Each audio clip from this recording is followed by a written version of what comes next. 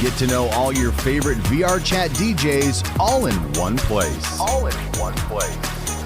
This is VRCDJ Live.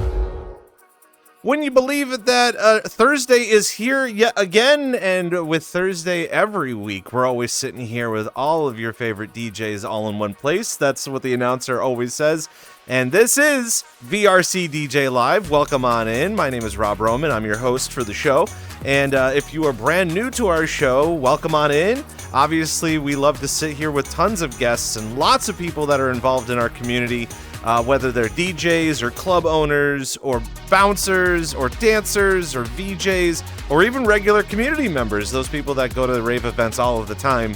And we kind of get to know a lot of the people in our community to see what's up and what's kind of coming on down the line, what's popular, what's kind of happening during this weekend. You know, that's usually a very popular thing. When we do have guests on, they have something to promote going up on the timeline or even through the Party Hub to be able to explain all of the things that we got going on here. And especially for the fact, we're probably going to end up talking about it with our guests very soon, is obviously we're only like a week away from October and spooky season, and that's going to kind of kickstart all the holiday stuff. And wouldn't you know it, I'm sure plenty of people are starting to think a lot about 2026, and I can't really imagine the fact that that is actually coming up just right around the corner. But again, welcome on in.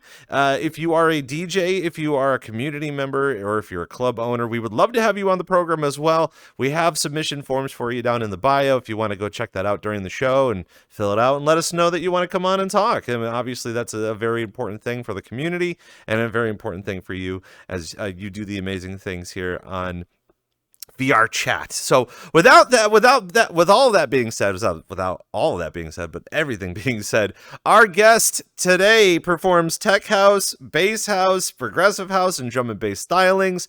Been super busy this past year performing for events like Gathering, Gearfest, Virtua Fest, and many clubs as well, and has worked with the dating app company Nevermet as a sponsorship and event coordinator, which we'll get into in a little bit. Please welcome to the VRC DJ Live Studios, Prof.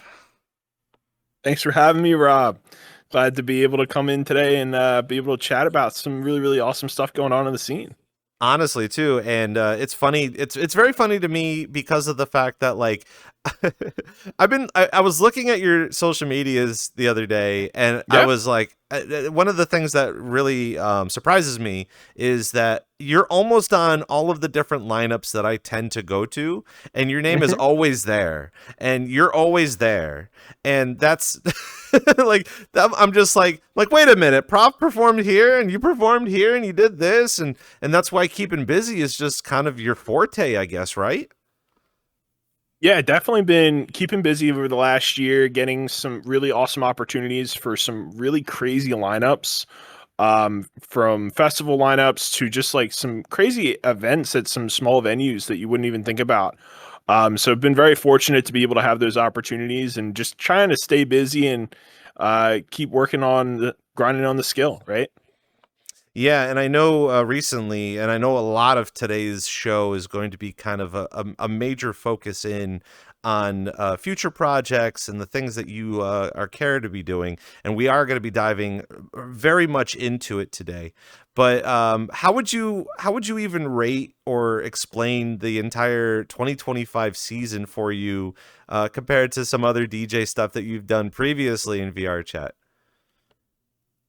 Yeah, so 2025 is for me, it's really the culmination of like almost year 3 for me performing and DJing full time in some capacity within VRChat, right?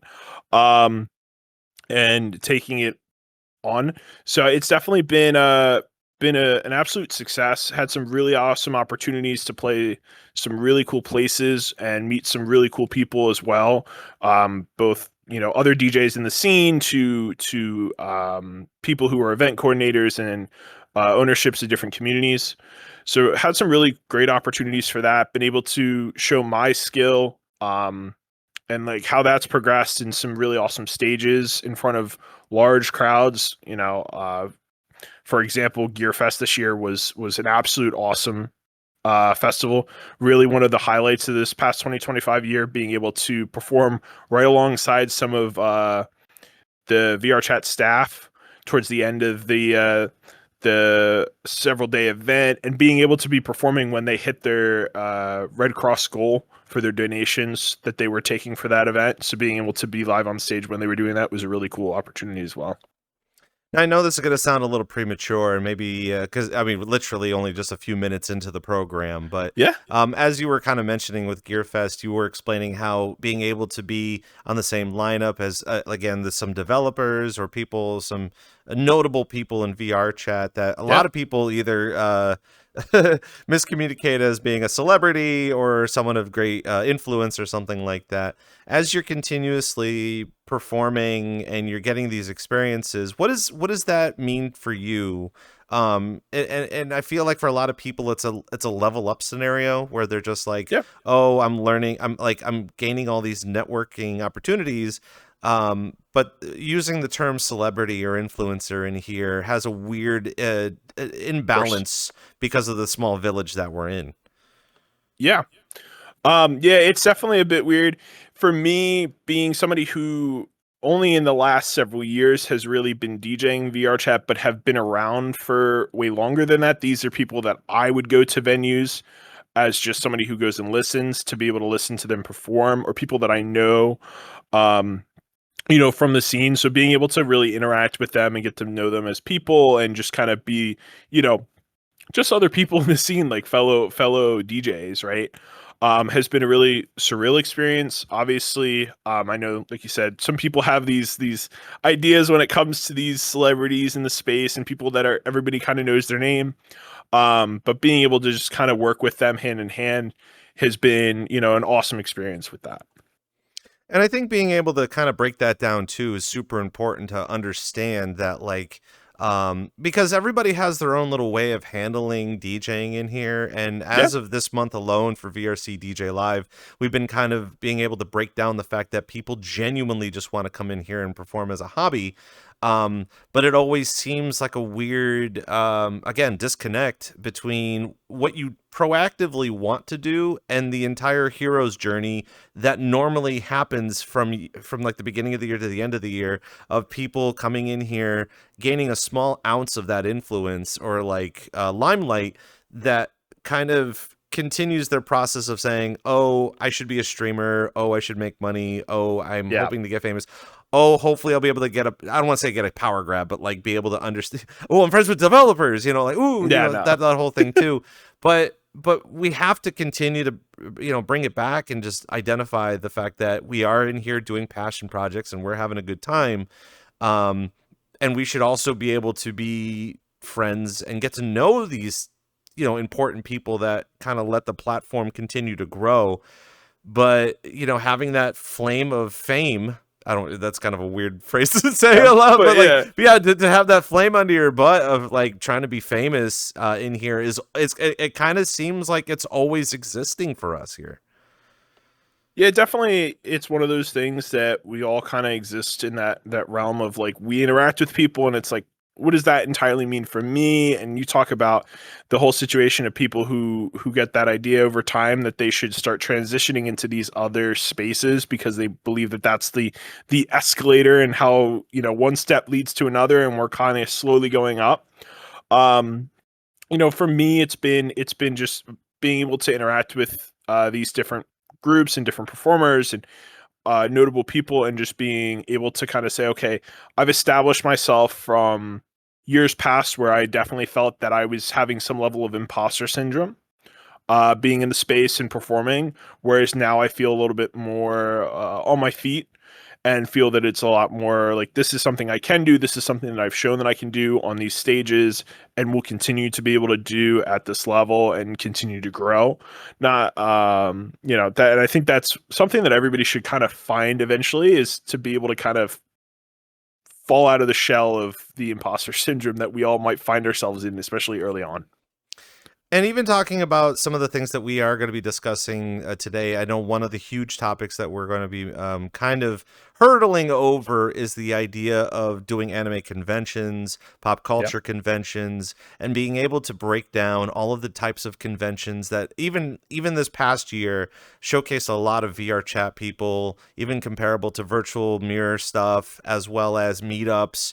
And being able to see the community continue to grow to this massive size of trying to figure out, okay, when does a village become a city? When does a city become an entire army or unit? Even comparable to, and one of the biggest shockers to I think a lot of people at home, but for you as well, and again, we'll be able to break that down, is now is the time to start thinking about this. It sounds a little foreign and weird, but most conventions, even in the springtime of 2026, start doing their applications maybe 5 to 6 months ahead of time, so that way they can start piecing together all of the little things. I know, but we'll be getting to a lot of it today. Is MagFest and how your passions for MagFest, even the previous year, even to this coming year, has made you start to think about what is it going to be like in, I believe it's in January again this year. Yeah, MagFest. It'll be in January this year. At the but but the fact that like you're literally 2 seasons away, from like we're just getting into fall, winter has to happen, and then you have to kind of, January is not springtime, but you know what I mean. Still thinking about the entire process. Yeah, it's definitely right around the corner for a lot of these things. This is the time to kind of get everything laid out, get those apps kind of set up for those types of events, and really start investigating and exploring what you kind of need to get into those spaces, and if that's really your space, because obviously, all these different places, including MagFest, have what they are looking for, and so it's really like, am I meeting what they are looking for in terms of quality of events and lineups and all that? So definitely. Of course, this is VRCDJ Live, and it's live. I feel like most of the time when we're in here, we do have 2 hours of time to kind of chill and talk to our DJs, especially with Prof coming in here performing a lot and being able to talk with them for a little bit of time. But because it's a live program, you guys are in chat. You are more than welcome to ask any question that you choose this during the show. Obviously, we want to make sure that the questions pertain to a lot of the different things that we talk about. I think last week we had a guy come in asking if you enjoy waffles, and I'm just like, what does this have to do with DJs? But at the same time, I don't know, how does a TV head enjoy waffles? We may never know. I feel like you want to respond to that now. No, I got nothing against waffles, but definitely one of those things that, how does a TV enjoy some nice syrup and waffles? Who knows? I feel like if you were to kind of look into it, it's a little too close for comfort kind of a thing to be able to see what's going on with that. But again, anybody in chat, it is a live program. Feel free to ask any of your questions here for Prof as we kind of continue to break a lot of this down. Speaking of which, and I know it's still very early, and again, throughout the entire program, we love to break it down because I don't want to sit on my rocking chair as an old guy and just be like, the storm's coming and all the kids are going to be coming in here with their new hardware and stuff. But being able to break that down too, especially if a lot of DJs in here are gaining success like you are, how does it feel to continue on with your successful journey, but be able to see so many new up and coming DJs come in? Yeah, it's definitely interesting. It lights a fire under your butt to a certain extent. It keeps you hungry. I think that's like one of the main things is really just knowing that you can't take your foot off the gas when it comes to several different things, right? Like exploring your genres and what you perform, to the type of variety of types of music that you're grabbing. Are you grabbing stuff that's off Beatport that's more mainstream with labels? Are you grabbing something that's more underground, that's more not well known, 1,000 listens on SoundCloud? So it's going through those pieces, and then the skill itself for DJing, right? How are you making your set list? How are you transitioning on those different mixes? And eventually, right, we get into producing, right? That's the one thing that we're always hearing about. I think David Guetta had mentioned this before in interviews. I don't remember who specifically with, but he had talked about the fact that, if you're a DJ and you're not producing, you're bound to some extent become a residential DJ, a resident DJ at a place, right? At that point. And definitely one of those other skills to really kind of keep that hunger and keep that exploring of building on yourself, right? Now, for a lot of people that don't know you, and it looks like our VRCDN is constantly in a state of working its way through whatever it's going through. I know Jazzy Senpai is working their butt off to try to get the CDN working again. But be able to kind of break that down, that process down of understanding the DJing and the producing. And I think for a lot of people, they put too much food on their plate, and they're not sure what they want to do with it. Maybe they're picking and choosing. But even more so, I think a lot of people are bound to peer pressure of being able to perform because their favorite DJs are performing as well. So talk to us about that process for you. Was DJing kind of a prominent thing before VRChat? Yeah, so for me, it's kind of a weird story, right? So, for context, I'm 27, right? When I was in, late middle school, early high school, I had a class that I actually took that was like the beginning techniques of DJing, right? So being able to learn how to scratch, how to really do that old school vinyl DJ work, right, on a deck. And I kind of took that class, had a lot of fun with it, and then just kind of forgot about it. And then I got into working at a radio station for my local community college when I was, a freshman, sophomore. And that's where I kind of started picking up, having an interest in DJing again. For them, obviously, it's a lot more different. We don't have necessarily a deck. We're just kind of putting together stuff, through our different computer system and everything like that.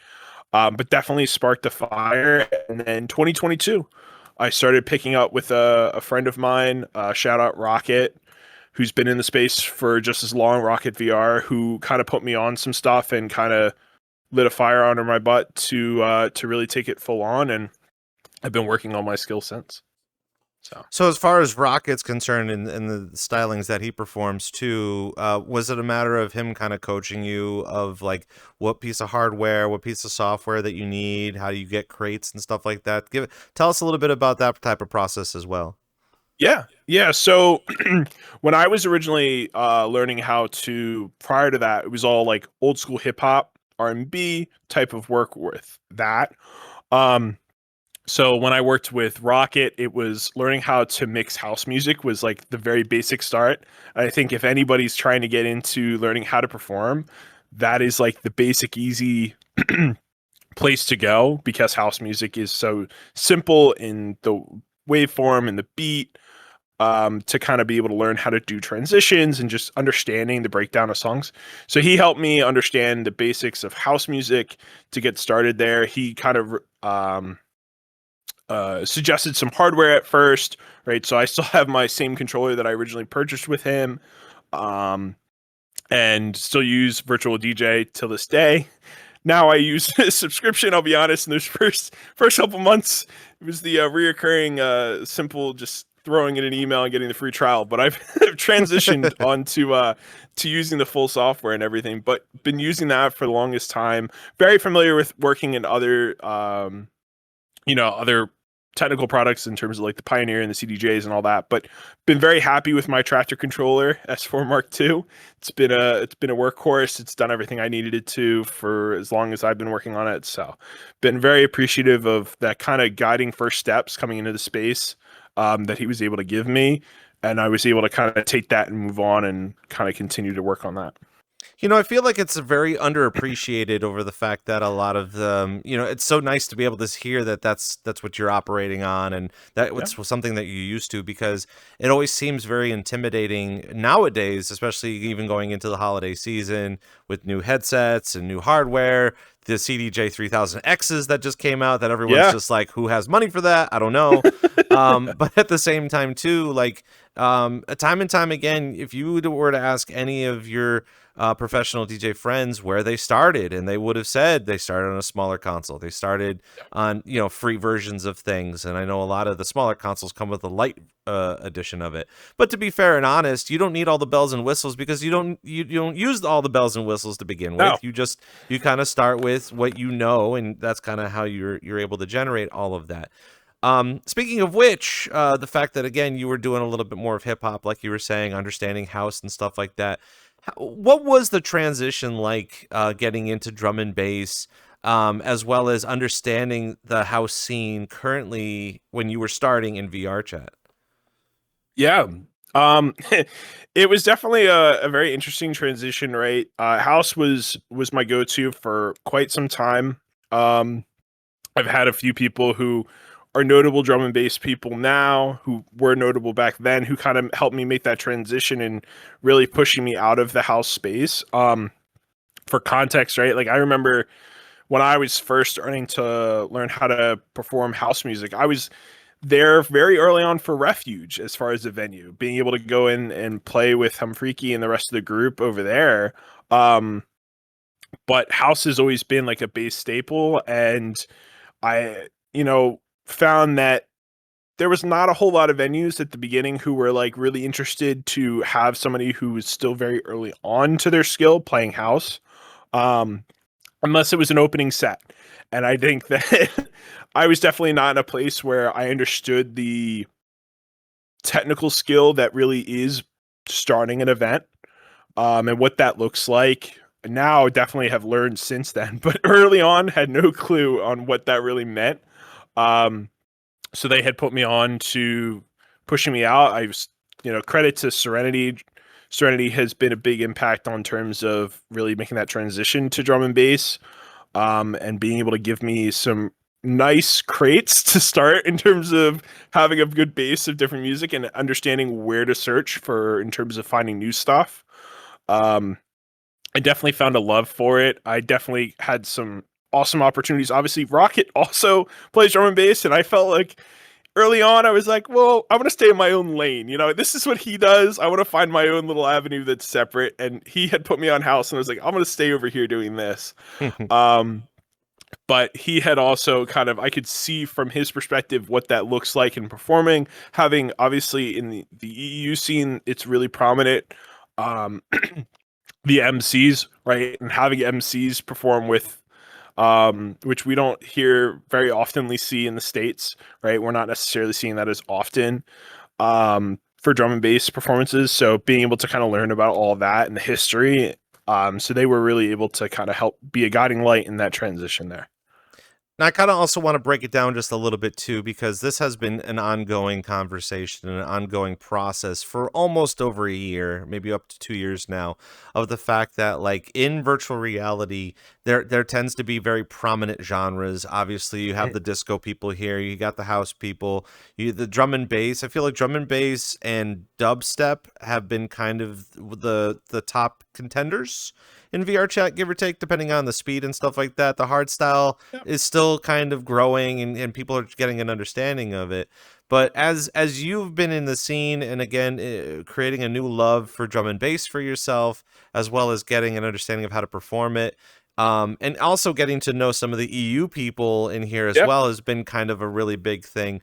It's still eye-opening for a lot of the EU kids that they're learning that, for, again, like you just said, in the States, it's just not as prominent as I would only assume people want it to be. Drum and bass I feel like it's still kind of a foreign concept in America that people are listening to drum and bass, even though we do listen to it more frequently than we want to believe. So kind of let's continue that conversation of how you're learning about it firsthand, your experiences of it as you are continuously trying to perform it in the United States, even comparable to what you're learning here and where drum and bass is kind of headed in the future anyway. Yeah, definitely, some good stuff with it, right? So I definitely want to start with saying I think drum and bass is going to be the next big push across the US, right? We've seen this as a growing, and I hear it all the time when I perform, and I've seen it from as far as event coordinators too. is that drum and bass is becoming a more popular genre to perform here in VRChat. We're seeing that very much. And I think that that is going to be the micro to the macro of the US, where we're seeing that eventually going to be the same thing across the US. We'll see these different performances be the big thing, right? So we see Dimension, the group there, and all these different other artists that are coming out that are slowly gaining traction are going to be the ones who are going to be being booked, being put out front and center in these larger scale festivals across the US. And I think that's how we're going to really see that transition and the general mass of electronic music fans start listening to it more often.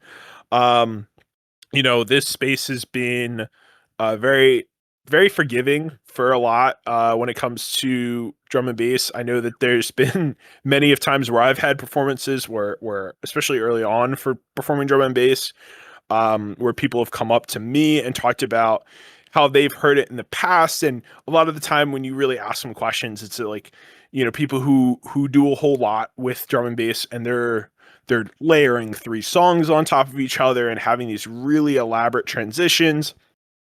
And I think for people who are coming into listening to drum and bass for the first time, they can definitely be a little bit of deer in headlights when it comes to the elaborate pieces, when it comes to drum and bass like that.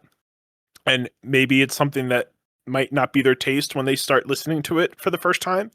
And I'm very fortunate to not be in that skill set where I can do that yet. So I've been doing, some more, remixes, and that has been something that I think a lot of people are able to engage a lot better with. Being able to take popular pop songs, rock songs, and be able to have those drum and bass remixes has been something that's allowed for more people to be engaged with it. And I think that that's going to be the main thing for everybody moving forward, if we're going to see that transition of it becoming more popular, is by engaging with the mass audience on stuff that they've already been hearing, right? Even if it's the simple K-pop Demon Hunter remixes that are out there. I know I have my fair share of those. It's those types of different pop culture pulls that we can kind of use to have the audience kind of understand where this is. And I think the EU audience, obviously, they know where it's been. They know that, when they hear a drum and bass drop, they know what's up. I know I heard a friend of mine who's out in the EU who came over to the US and went to a drum and bass performance, and the crowd had no reaction to a drop, and they were like, what the heck is going on here? Like, did everybody else just hear the same thing that I just heard, or am I in, the Twilight Zone? So definitely been eye-opening for, I think, some of that group who's come over, who really firsthand been able to experience it. I know I have, but as a fan myself, I can go and enjoy those places. I can sit at, live performances when I've had the opportunity to listen to those, to be able to kind of enjoy that fully. And I know that that has been something that I think a lot of people are still working to understand and fully digest, I guess, in a sense. It sounds very complicated, and now while we discuss it, it's kind of just like we should probably wait a couple more months until we bring up that entire concept to begin with anyway, because of the fact we only have about less than a week left of September. Obviously, yep. Once October 1st happens, everybody's going to be focused in on Halloween and spooky stuff, and then obviously with Thanksgiving and Christmas and the New Year and stuff like that, it feels like all of the musical decisions that we've ever liked and ever got engaged with throughout the year is going to bottom out for a couple of months. Yeah. So even though we want to be a little bit more passionate about drum and bass and getting an understanding of it too, and even this year has been so enlightening when it comes to like the genre stylings. I feel like for about 3 to 4 months out of this year, disco was so prominent and people were just head over heels about disco, wanted to be more about it. I know maybe about a month or two ago, people were starting to get back into ska music, which has been tickling my funny bone for a little while, just because I'm just like, well, I thought it died. I guess not. We're going to kind of get back to the thing. Yep. But even more so, too, that like it has become a little bit more apparent in the industry to start realizing and shaping up not really identifying the song of the summer too early, but also being able to identify what the year is going to bring way ahead of schedule. This year alone, I got to experience a big old festival in March down in Miami Beach. And it almost seemed like whatever they performed there in March was going to lead into the remainder of the year of 2025, which, to be honest and fair, it seemed like that. Kind of getting hand in hand with the fact that you were saying that drum and bass is starting to create their own role here in the Americas, is nice to hear. And again, it's hard for us to, lead that charge right now because of the holiday season, obviously, unless they have some like Christmas drum and bass, which, let's be real, I would be listening to that too. But at the same time, we kind of have to deal with that. Now, again, discussing all of this too is kind of helping shape the forecast of the DJs that are coming in here as well. Yep. Dubstep, rhythm, was it UKG? Jungle, all those things are very popular right now, and people are going to be leading into it. But as far as understanding the forecast of what can be the most popular, is solely going to be defined on who's taking the most interest in a specific thing. Drum and bass, again, while it is a popular thing in the EU, coming here to the Americas, like, I feel like the Americans are trying to do drum and bass more than the EU kids are trying to do top 40 or hip hop. Yeah, it's definitely you're finding that a lot more, right? The top 40, that has been, I think, a staple in the US for as far as I know, as long as I've known, right?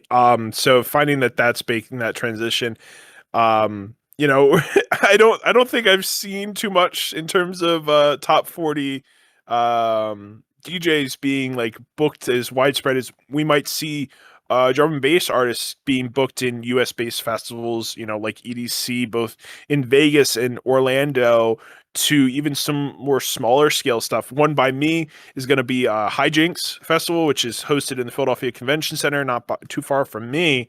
And there's several different drum and bass artists who are getting booked for that, who were not previously booked at the level that they were last year.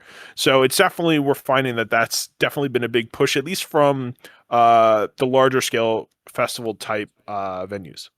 Or even in the case of the K-pop, like you were saying with the Demon Hunters thing, like, it's kind of a popular niche right now. It's kind of people are getting on board with it. But I mean, what was it? Was it literally maybe 10 years ago that we had Gangnam Style, and we had like Psy, and then we had BTS? They were a really big thing, and then we had that one guy that left BTS to do his own thing. So K-pop was kind of continuously floating into it, but I honestly don't feel like it's going to be a really big thing leading on maybe even 2 months down the road. Yeah, it's definitely one of those things that I think has had its points. I think another example too is I think it was Zed who did this. I want to say during season 1 of Squid Games, right? They had like a whole intro that was kind of his whole piece that he was doing for a bit, that he had his own remix on that was like a highlight, but you saw it for maybe like 5 or 6 shows for like the couple months after the first season of Squid Games came out, and then it wasn't touched again, right? So it's definitely one of those things. I think K-pop Demon Hunters in the same boat. We've seen this increase over the last like month or two of people using that in performances, whether it's drum and bass remix to hardstyle or rhythm remix, right? And I think that'll eventually even out just as those pieces come and go in the waves that they are. So definitely see not necessarily that to be long-term as much of the immediate. And I'm sure we'll get more into it too, because obviously, towards the other side of our show and our interview, we're going to be diving into pop culture references, anime stylings, and stuff like that. Because it does seem like there's this huge kind of catalog of ideas that you need to continuously filter through, especially if that is the avenue that you want to start DJing and getting into. The funny thing, from my own personal experience about doing Top 40 radio, is that pop culture is ever changing, and it's frustrating because everybody thinks that top 40 is just 40 songs within the hour, which is normal. You have to keep up with the kids, and you got to keep up with what's popular in order to be relevant at any given time. Speaking of which, I want to dive into it super quick before we carry on. I know, like you said, you were doing college radio. Talk to us a little bit about your role in that, what you ended up learning from that, and why you didn't follow up with that. Yeah, so there's a couple pieces to that, right? So, having the opportunity to kind of get involved in that, I had a college friend who's looking at that being more of a professional piece, where he was going through classes and he was like, hey, you should come and volunteer and do this thing with me. And that was a really cool opportunity to kind of get started. So being able to have, a very late night hour to kind of hour block to be able to do a little show of being able to, play some stuff for it. We had I would say more top 40. I usually stuck more with, your top rock. We had a bit of that. So that's normally where I sat with my hour shows and be able to kind of play in that space. And we did a podcast show every other week as well, which was, for that was for high school sports. But like having the opportunity to kind of be in that space, have a kind of learning a set list, right? Being able to kind of build your own music night, being able to understand what I like to, listen to, but what maybe somebody on the radio might listen. Especially for a local radio, it's like, what are college students maybe listening to? Because that's really where our main audience is probably going to be. And being able to learn from that has been, one of the pieces that I've kind of taken with me to setting up set lists now. I was sadly not able to continue working on the radio station because the actual facility that we were doing it all of wound up getting closed. So that was kind of a sad situation for that school. And it took a couple years for them to kind of rebuild that whole thing back up. But by that point I had moved on. So it was a really cool opportunity. I definitely learned a lot about, being able to work on those different skills, and kind of have some level of preparation and all that sort of stuff that I continue to carry with me now. So very thankful for the opportunity that I did have there with that. It's really nice to see that a lot of our guests that we have on here have had some form of interaction between DJing or music production or music performance or something back in high school, even leading into college. And it's always very refreshing to be able to hear all of everybody's different ways of learning how to kind of integrate that into VR and what we're doing on in here anyway, regardless of everything else that's going on, with a full timeline and so many different clubs and groups and stuff like that. Especially, there's going to be another revolving door after the New Year's, of course, once everybody gets their new headsets and stuff. But again, getting that idea that everyone's going to shift and people are going to learn off of each other. And then hopefully we'll continue to break down the whole idea of gatekeeping and like lift the gate and then everybody could just be friends with each other in a perfect world. But at the same time, too, it's far more interesting that things are starting to get pieced together quickly as opposed to what it was maybe several years ago.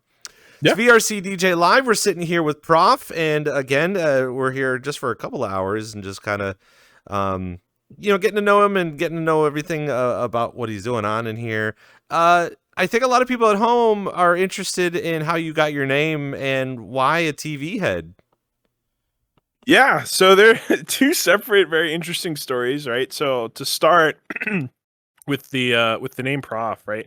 Prof has been something that I've been working with since, I want to say, around 2017 timeframe. As far as a name, on a couple different socials that I was using an old, I used to go by Nova way back in the day. So using that for most of my stuff, but Prof was a couple of different socials in terms of like DeviantArt and a couple other places that was just couldn't get the original username. And then had an opportunity IRL to be able to do some actual teaching for during COVID, which was a really, really cool opportunity to do as a separate thing outside of VR. And during that, I kind of fully embraced using the Prof username. Made that transition on pretty much everything else. In terms of like all the socials and in games and whatnot, and kind of stuck with it. It's been a nice and easy standalone name. I think there's the only thing that I usually get people will read it and not read Prof is proof. has been one of the most entertaining things that I definitely see when people read it. I feel like it would be but your yeah. negative side, like your evil side is proof. yeah, definitely been. It's the radio to my TV. Is the proof. Okay, Yeah, I see. yeah. So, but as far as the Prof name, that's always been peace since then. In terms of the TV head has been a transition for the last year or so.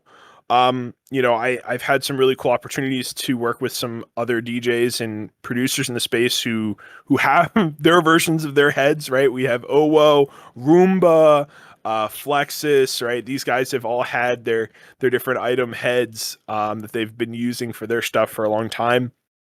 And I'm a, late 90s kid, grew up having a very similar TV in my room for growing up. So being able to have some sort of thing that kind of had a staple and pulled me and set me aside from some other DJs when I was really getting started and working was definitely a big piece.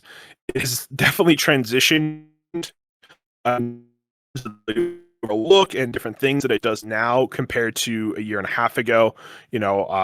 I've been very fortunate to be able to do some really cool stuff with it, and still looking to do some even more cool stuff with it, especially adding both in the VRChat side in terms of this head, but also trying to recreate it for IRL. So it's been a really cool experience with it. Outside of that, but this has been something that I've kind of adopted over the last year and a half and have really been fully embracing at this point. I know at some point in time when you come into VRChat, you do have to get to pick your avatar, you get to pick your personality and your persona and your character role. I mean, obviously I've been this for literally years on years on years. And I think at the same time too, I mean, for her, she's a reflection of my high school self. Just being a little quirky little girl, I guess. I don't know. But at the same time, too, the whole head thing that you were mentioning is very interesting to me. We've had a Woe on the program a couple of years ago, and we were kind of breaking that whole idea down. And I think a lot of people, too, have also, I'm sure the questions do come in occasionally, kind of like are you a Dead Mouse knockoff? Oh, are you like Kazette or Marshmallow or anything like that? And you'll have a bunch of those people that have the head styles, but I feel like even when you do have a head style, it's reflected off of a basic idea, and you're not trying to mimic any other person has that head.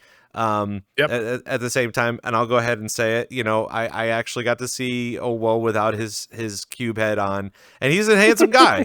I've told him that many times. I'm just like, maybe you should just be a handsome guy. I don't know.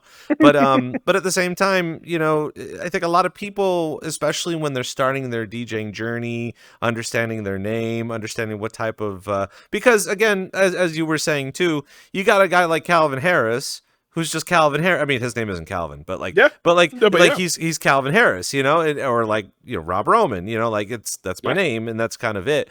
It may seem a little boring, but based off of the type of idea that you're kind of setting up for that and the type of performance that you're using with that might have a better reflection on that. If you were going to go see Marshmallow, you already know that besides his weird marshmallow head, he has a specific style that mimics what he's wearing at the time. And I'm not I hate to burst this bubble, but like I'm not the only TV head in VRChat in the DJ scene. TV for a Head is another drum and bass DJ he's got his own separate stuff too on top of that, who's been doing the TV head actually longer before than I have, but it was only up until I think probably like 7-8 months ago that I had met them for the first time and had heard about them and seen them perform. So the TV head is not necessarily new. It has been, something that I've been able to work with to represent me. I've adopted many parts of that. So it's definitely a big piece. How did that conversation kind of play out when you first met up with them? So we haven't had like a full conversation addressing the point. In terms of that, I know that the main thing that I've been getting a lot over the last several months, as they've been being popping up more in lineups that I would be seen at, has been getting a lot of people coming up and making the connection of like, is this who I think it is, or is this the other one, sort of situation. Obviously, if you see TV for a head, it's very much different in terms of like what we actually look like. But definitely the notion of just the TV for a head has been one of those things that people have connected the dots on, which, I'm all for it, I feel like there could be a really good idea for cross promotion if you guys did a back-to-back or some sort of like you're on the same lineup and it's kind of having a back-to-back I'm trying to think of some sort of like a sitcom term of like a back-to-back rerun kind of a thing, being like you just call yourselves Rerun, or you have some sort of marathon or some sort of a name referring to like having a sequence of episodes, from TV to TV kind of a thing. Yeah, the one thing that I've been seeing, I've heard this for like, I want to say the last year. And I've had conversations with Roomba and a couple others DJs out there who have objects for heads, is having like a house set, we'll call it, where it's like the venue is a house and the DJ performs where they would be in the house as like a little gimmicky type thing, and that would be the lineup.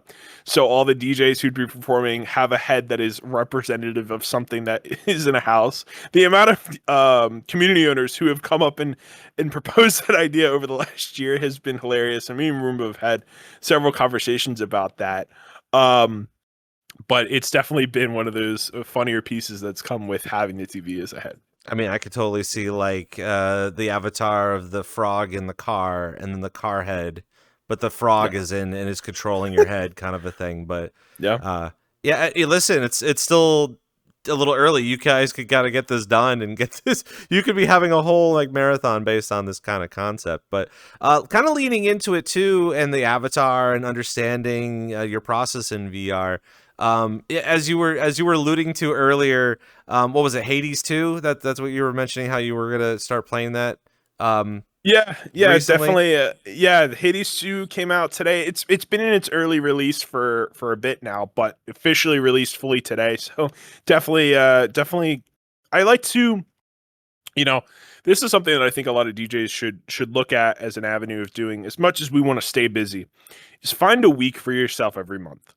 Don't take any bookings for a week. I know that's a crazy idea, but give yourself a week to enjoy some R&R or whatever you might want to call it, to play some other games, do some other work you might be working on. Even if you want to take that week to still be productive and just dig, right? Dig for new music. Because I know that when you're constantly getting booked, trying to spend, 3-4 hours to kind of go through and find new stuff can be, sometimes even that can be difficult. So I've been very fortunate. This is my current, this week is my current week of having that off because I have some bookings next week. So this is my current week. So being able to kind of have the opportunity to play some Hades 2 is going to be a lot of fun. But I like to give myself those opportunities to kind of just take that, little break of being able to kind of enjoy some stuff like that. So, and that might be even important too, leading into the holiday season as well. As for sure, it's gonna happen. The Halloween events are gonna happen, and people are gonna be like, "Oh, can you perform this? Can you do that and do this?" Not to completely mention the fact that obviously Christmas is around the corner. Before Christmas, we have Winter VChat that's coming up very soon. The New Year's Eve things are going to be popping up. Either that or regular Thanksgiving break. It just the snow, the cold, all this stuff is kind of showing up. So I feel like that is a very good, helpful tip for a lot of people, especially right now if they're feeling a little overburdened about performing in here constantly. Yeah, definitely. If you're feeling like you're getting towards that leaning of burnout, giving yourself that week of just being able to kind of find something else to do for a bit is definitely very helpful, especially as we get into that holiday season, like you mentioned. You might, if you're, depending on where you're at and what you're performing, right? Like being able to find yourself having 2 to 3 bookings a night, it's like, all right, guys, I need a couple hours to myself here, and being able to manage that correctly, right? So that'll definitely obviously be coming up as we get towards Halloween, right? That's right around the corner here. There's definitely going to be a lot of those types of events here within VRChat. And then as we get into the holiday season, I know New Year's always seems to be a mess in terms of how many bookings that I think myself and many others in the space wind up getting, which is always, love it, right? I love the opportunity to be able to come and play for New Year's events, but definitely seems like I'm jumping from one instance to another throughout the whole night. So definitely being able to give yourself those breaks when you get the opportunity to is definitely needed. So getting back on topic with the Hades 2 thing, obviously you're a gamer, you like to game. I'm interested to see how you got interested in VR to begin with. I would assume that you didn't do a lot of VR stuff before virtual reality. So how did you even start to learn about VR chat even before the whole DJ thing? Or was it the DJ thing that inspired you to come in here? No, so I think let's take a moment to look and remind myself of how old I am, right? So I have my 7-year badge. So I think December will be technically 8 years in VR chat. So I've been in the space for quite some time.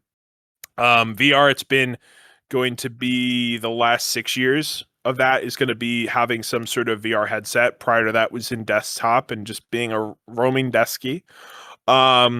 So that's definitely been its own separate piece to it. But I originally got informed about VRChat through, as many people know, right before the Uganda Knuckles, right, where that big wave hit. So I had gotten told about it from some friends who had a very early Quest headset. They were very fortunate to have one of those early headsets, as they were a little bit more hardware technical than I was. So I had the opportunity to try that out very early on, and they had been in VR chat already at that point. So I had kind of gotten involved there, as many do, and running around in back then the Great Pugs, right, and doing all that sort of stuff back then, and have kind of been around since. Obviously, like I said, in the last 6 years, have had the fortune of having my Index and eventually my Big Screen Beyond, and being able to have those headsets. But it's been a lot of fun and been a big transition, obviously, going from having no real sense of self within the space to now having something like this. So how was that type of transition for you, learning about the DJ community? What was what were the first couple of things that you got to experience, like clubs, and obviously you ran into Rocket and you learned about Rocket, but was it kind of the stuff that he was performing that got you interested? What was going on with that transition? yeah. So I had originally got introduced to some of the very early clubs back then. You know, the one that always comes to mind for my time back then would have been 808. A throwback to them, right? But I had originally been introduced to, at the time, Club Lit, was then where it was Rocket's venue in their group. So I had been introduced to Rocket back then when Rocket was running that venue, and that's how we kind of connected through a mutual back then. And then we've kind of since had that conversation and moved on to where he helped me where I got. But 808 would have been one of those first venues that I had really gotten involved with, and then the Castle. The Castle and Castle themselves have been a big influence within the last 3-4 years for me, being able to meet them and be able to kind of help exist within their different sense of communities, right? Obviously all the different venues that they've had within the Oasis, and interacting and working with all those venues and being able to kind of be introduced to all those people has been a big thing for me. But back then, being able to just go to the Castle and listen to DJs perform back then was, like, I think the main staple for several years before even getting into my first VR headset. So all of it's very interesting for me too, especially because it does seem like every year has its premier group, club, event space. but also too in the past couple of years in general, each year has been able to showcase a different genre styling, as we were alluding to at the beginning of the interview, and the fact that the popularity based on the genre is going to be dependent on where people are wanting to be. Yeah, to be honest, I mean, there was even a longer time where there were a lot of people in here that say that DJing house was too easy. Because it was just, you're sitting at 124 to 128 BPM at any given time that anybody could mix it. But at the same time, too, you still got to learn to do it. Like, I would assume that if you can't DJ house, that you can't DJ. I mean, but if they're saying if that's how easy it normally can be. But every year has had that influence of being able to showcase, new DJs or an understanding of that kind of concept. And while I'll sit here and say that it inspires me and it interests me, at the same time, I feel like we're all on the edge of our seats waiting for what's going to happen in 2026. If we're in here for such a long time to be able to cook and make these cool clubs and cool venues and DJ some really cool festivals, as we were kind of talking about earlier too, being able to sit here and ask the really egregious question of where is the DJ scene headed in 2026 seems extremely far-fetched, because while we want it to continue on being this really awesome entity, we don't really know how much larger it's going to get. So I would just say, hypothetically, where would you say that we're kind of headed in 2026? Yeah, 2026 is definitely definitely going to be interesting for anybody, no matter what genre you're playing in VRChat and the IRL space, right? We talked about this before going live, right? We talked about some of the IRL side of things and where there's different groups that are kind of transitioning to try to find more opportunities IRL for DJs to be able to kind of be put in a spot of some sort of spotlight. We've seen that before too with smaller scale stuff, and especially out in the EU, I've known there's a couple different times that they've had different pieces. Obviously, if you're somebody who's very familiar with the space, you've probably heard of ShelterCon for the last couple of years. They've done that and had those IRL opportunities. But I think we're going to slowly see that transition, as we've talked about, for this either the virtual mirror space, right? Or having these opportunities that are being created by, community owners in the VRChat scene IRL, right? Where they're connecting with venues IRL to get access to their space, to be able to bring DJs in to perform and be able to sell out these spaces for people to come in and actually listen to these people perform live in front of them in the real, right? Instead of necessarily in VRChat here. So that'll be definitely where I see us going in 2026. As far as music genres, your guess is as good as mine on what's the next wave. Mm-hmm. A lot of it's going to be complicated, and I'm really glad that we're able to showcase all of these concepts here on this program, let alone having this program on for just a little over a year.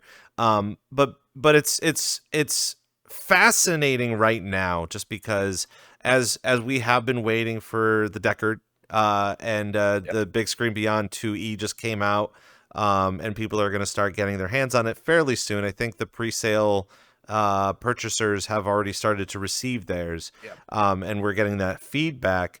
The next couple of months are going to be very pressing of understanding what the latest technology is going to be able to bring us compared to people's wallets and budgets on how they want to be able to be a part of it.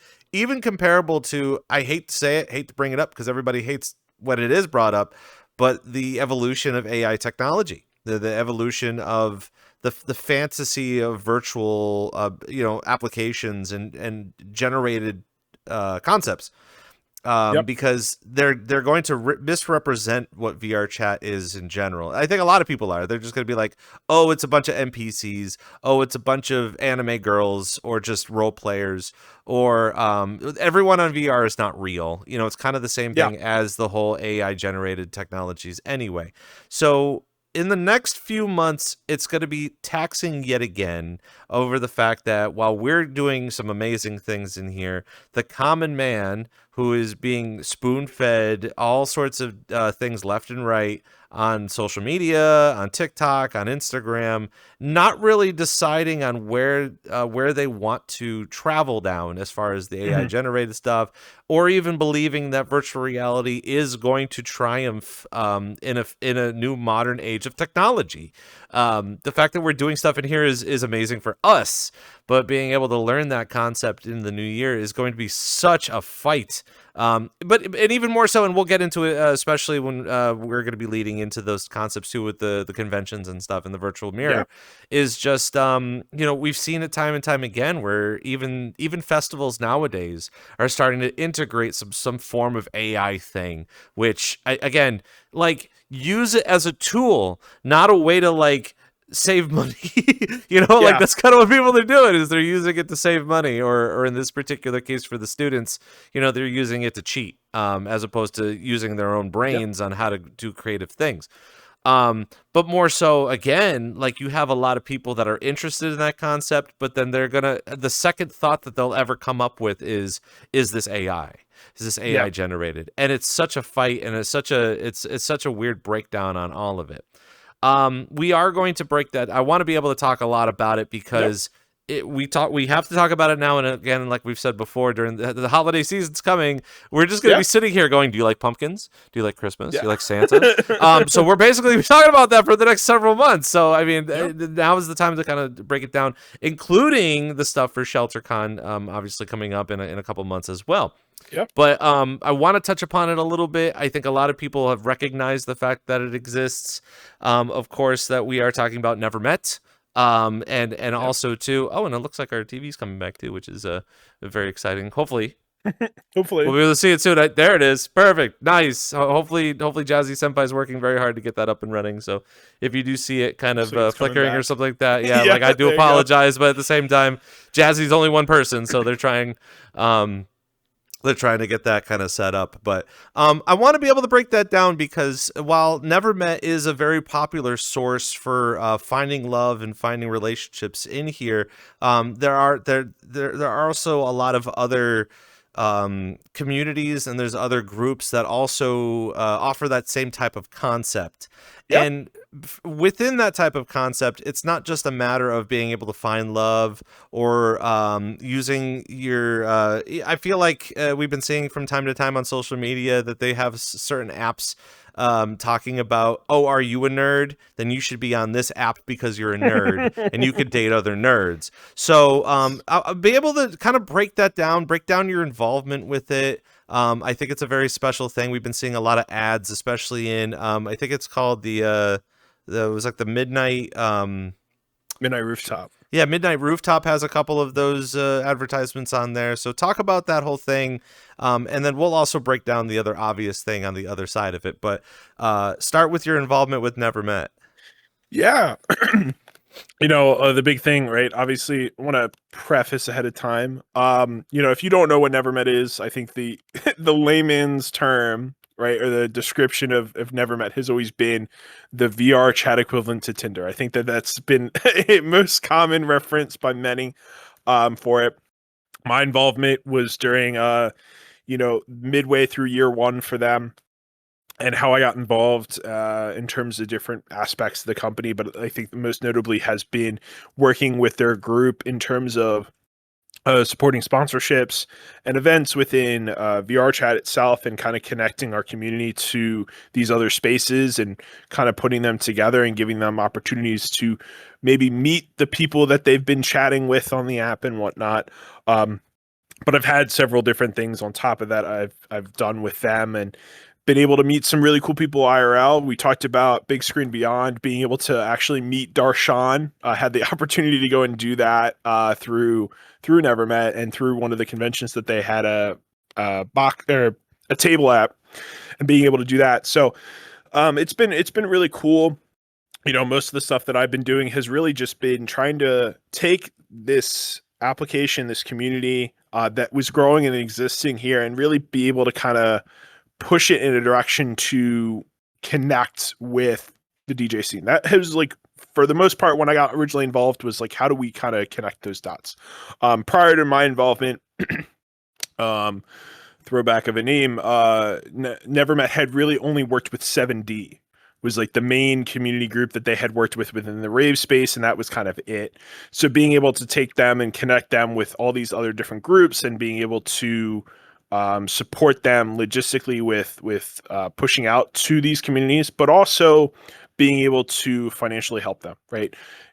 You have a project that you might be wanting to work on, having this large scale venue for this large scale event that you might be working on, being able to help assist, connect the dots, whether that's finding the right person to do it or paying for it, right? I know that that's been a taboo topic that has had, many people on both sides of the topic in terms of paying DJs and paying for staff for events, and what does that look like, and is that the norm, and should that be the norm, and what does that entail for as far as community owners and what's their responsibilities. But we've worked with communities to kind of be able to help offload some of that responsibility on the financial side, and being able to use that as an avenue to really expand and allow for that event to flourish, right? So we've been able to have some really cool opportunities to do that through Nox Vitae's group. We've done a couple events through them and being able to work hand in hand with them as far as logistics to kind of get their events running. We've done some stuff with Focus Entertainment, who I know many of us know, and their events that they've had in the past, and been able to be background support for some smaller scale events, for smaller scale social clubs that have come and reached out to us and say, we have a large amount of your community in our community, and we'd really like to collaborate and work on something. And we've had some really cool opportunities to do that as well with them. So I've been the point guy for a long time for that. Sadly, I'm not the point guy anymore. I've stepped away from them as of July, but have had some really cool opportunities to kind of help connect the dots for a lot of these communities with a company like that, which I think we talk about the future of 2026 in the rave community. I think that that's another avenue, is really connecting the dots in terms of these brands that might exist within the VR space. We talk about the physical hardware side of things, right? Vive, and even some of the stuff like, some of the tracker systems, right? With Slime and all them, and connecting the dots in terms of like, how do we connect these people together to kind of mutually come together on something that's really cool? And how do we make sure that we give everything we can to get these things kind of rolling? And that's what we did for a while. And I think that there's a lot of other companies who are coming in who are slowly doing the same thing. Sounds like a very complicated thing that we continuously talk a little bit about. And again, on this show, it kind of seems that there's different sides to how you want to experience your VRChat lifestyle, career, however you want to do it, hobby. So when it comes to this type of thing, it's been very wonderful to be able to see that you have a lot of passionate people in here that are A, learning to perform, B, maybe starting their own clubs or communities, C, starting to kind of dive into more partnership opportunities with businesses that want to come into work, and D, even more so that every year that passes by, it kind of seems that the monster tends to keep growing. And the idea of that idea of getting much larger and having more business, being more business savvy, or having all these opportunities are helpful. And overall, you can't knock it, right? It's helpful. People are proactively looking to do better. They're proactively trying to make their brand and their name. But as we've stated before, when is it going to be time for us to take a break? When is it going to be time for us to just exist? And kind of going back to how we started coming into VRChat to begin with, the fact that we came in here for the love of gaming, or finding a way to connect with people, and making it easy, just sitting in front of a mirror, dressing up as, Donald Duck or whatever. And or Peter Griffin. Everyone tends to be Peter Griffin. So it's like you can be Peter Griffin. And just having a good time. And occasionally, I hate to make it seem like a man. I wish that we could go back to the good old days of us not doing anything, like caveman style. But to be real, we do have to be real with that. Is being able to say, okay, let's just take a moment and break that down. the reason for the Nevermet is one of the things that I have been noticing with a lot of the types of groups that offer relationship kind of Tinder, dating, Bumble, whatever you want to call it, is there's a lot more invested with it. Websites, sponsorships, brand deals, advertising obviously is a really big key importance to get anybody to do something. But more importantly too, like you technically, I mean, while you can have a dating app, you still have to integrate other fun things to do. Because that's partially the reason why you're part of the dating app, is so that way they can help you find ways to connect with other people, as opposed to you just being like, okay, man meets girl. Do you just sit there? No, you have to go to dinner. No, you have to go to the movies. You know, the standard whatevers. And one of those things happens to be coming to club events, coming to rave events, bringing your favorite person out to have a date or an experience and stuff like that. So where do you kind of see that going on in the future? Obviously, the whole dating thing in VR chat with dating apps is still fairly new. I mean, it's still a fairly new concept.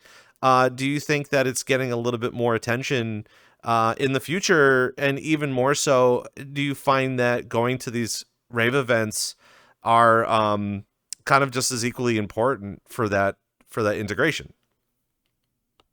Yeah, definitely. We've seen over the last close to, I think for Nevermet they're coming up on 3 years. I don't know. I'm trying to think of how long. The other main thing that's synonymous is Flirtual, I think, is the other one. You'll usually see, if you see one ad for Nevermet, most of the time you're going to see an ad for Flirtual as well in those spaces. But in terms of like the taboo and the thought process, I think that that's going to slowly transition, as it has been for the last couple of years, in terms of how people looked at it, just like how we looked at the very early stages of dating apps in general, right, across the world, and especially in the US, and how it was originally looked upon.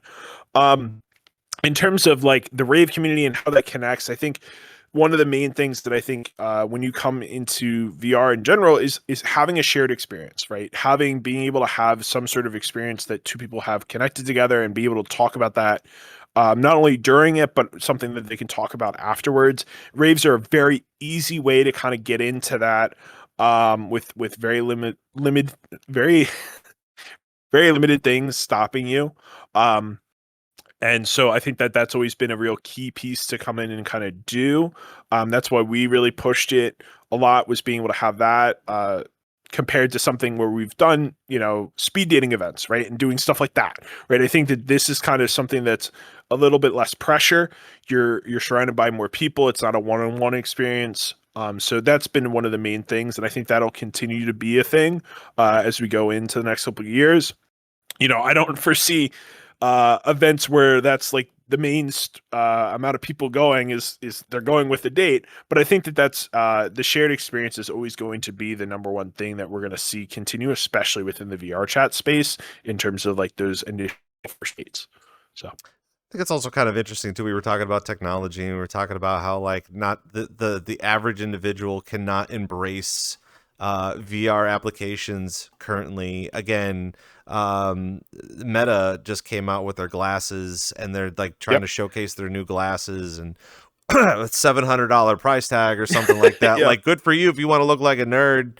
Well, unless they're prescribed, actual glasses that you can like look. I mean, you can still be a nerd too, but at the same time, that's a lot of money considered, to a VR headset and stuff like that, or even a concept of coming in here that like. Not to completely break it down.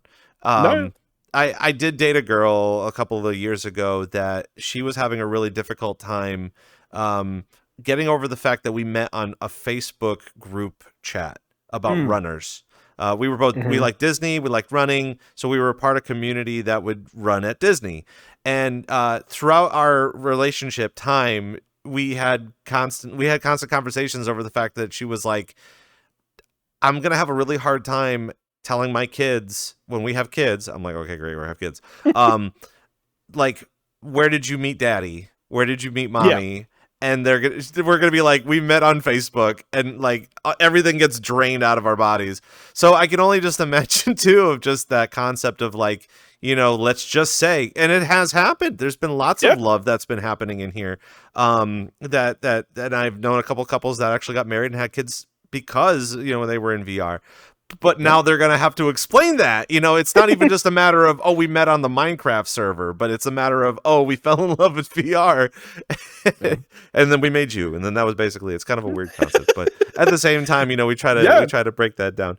This is VRCDJ Live, and we're sitting here with Prof, of course, a kind of a DJ here in VR and kind of doing all sorts of stuff. We have a couple of people that are in chat that did not believe the things that are going on this particular program. So we welcome you in on the program. We get a lot of new people that come in and they're expecting a specific thing, but at the same time, when we do have our guests that come on the show, we do like to kind of break it down over the fact that when we do see you perform, usually once you're done performing, you're tired, you want to go take a poop or, grab a water or a towel or, maybe take a nap or something like that. So we want to be able to have that opportunity with our DJs that are constantly coming in here to entertain you, to sit down and kind of talk a little bit about, how they carry on in here.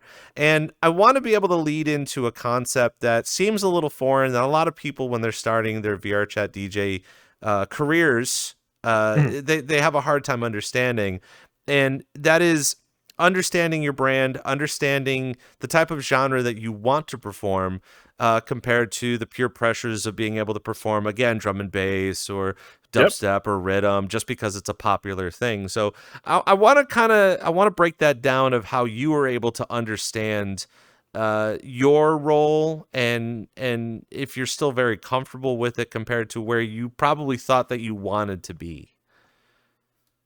Yeah, brand and identity are like some of like the big things, especially when getting started. It's like, okay, what am I gonna say is me? Right, what am I gonna self-identify? And we talk about, the idea of avatars and how we represent ourselves are a whole separate piece of that identity, right? But when it comes to starting up as a DJ and really figuring out, okay, this is what, I want the person to experience when they come to listen to my performance, right?